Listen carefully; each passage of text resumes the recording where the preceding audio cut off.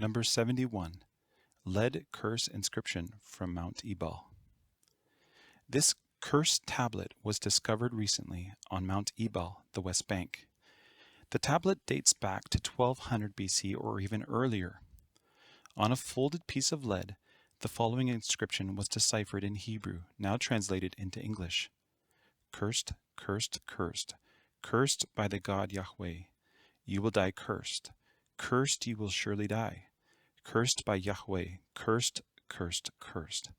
This inscription was found in the exact place where the curse was pronounced in the Bible and is the oldest proto-alphabetic inscription found in Israel. The significance of this find is that Mount Ebal is where Joshua built an altar and is precisely where the Israelites pronounced curses against themselves if they broke their covenant with God. Number 72. The Valley of Ayalon, where the sun and moon. 73. The city of Hazor and palace of Jabin, king of Hazor. In 1928, archaeologist John Garstang conducted an excavation of Tel Hazor. Then in the 1950s, archaeologist Yigal Yadin led excavations at Hazor. The archaeological site at Tel Hazor is the largest archaeological site in northern Israel, spanning an area of 30 acres in the upper city and over 175 acres in the lower city.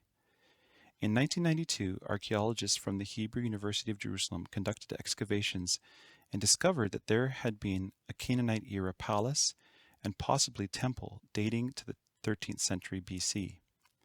There was evidence that there was a great fire that destroyed the structures during this time, confirming the biblical account of the city's destruction. Interestingly, there was a clay cuneiform tablet that was discovered at Tel Hazor that was addressed to Yabni Adu, which is linguistically equivalent to Jabin, the king of Hazor. It seems as though Jabin was a dynastic name, since the name is used for a king of Hazor many years later during the time of the period of the Judges. Number 74. Amarna letters to Pharaoh reporting power of the Apiru people. The Amarna letters is a collection of 14th century BC Akkadian letters from Canaanite leaders to Pharaoh in Amarna, Egypt. One of the letters, number 271, describes how a Canaanite leader is pleading for help from the Egyptians, from the Habiru people, who have attacked and are conquering the land of Canaan. These would be the Hebrews, as the Amarna letters record that the Habiru took over the city of Shechem, and the Bible records that this occurred, and Shechem became the very first capital of the newly formed land of Israel. Number 75. Ancient Shiloh, where the tabernacle stood for over 300 years.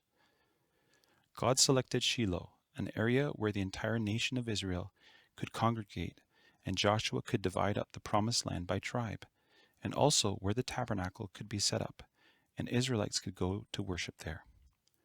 It was after Joshua's conquest of Canaan, approximately 300 plus years, until the time of Samuel, when the Ark of God was captured and Shiloh was destroyed by the Philistines. This was the place where Hannah came and wept and asked God for a son. Even though this site lies in the West Bank, Palestinian territory, there is an Israeli settlement nearby called Mateh Binyamin. This site is almost universally accepted as the authentic site of the tabernacle during the time of Joshua, through the time of the Judges until Samuel.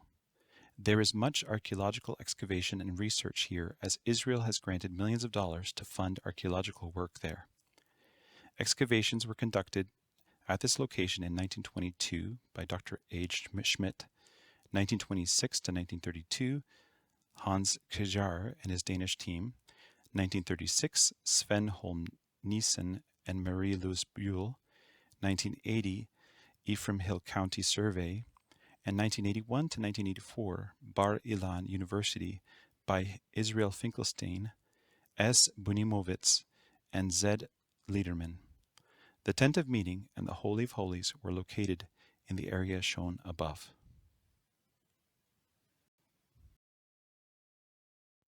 Number 77. Joshua's tomb.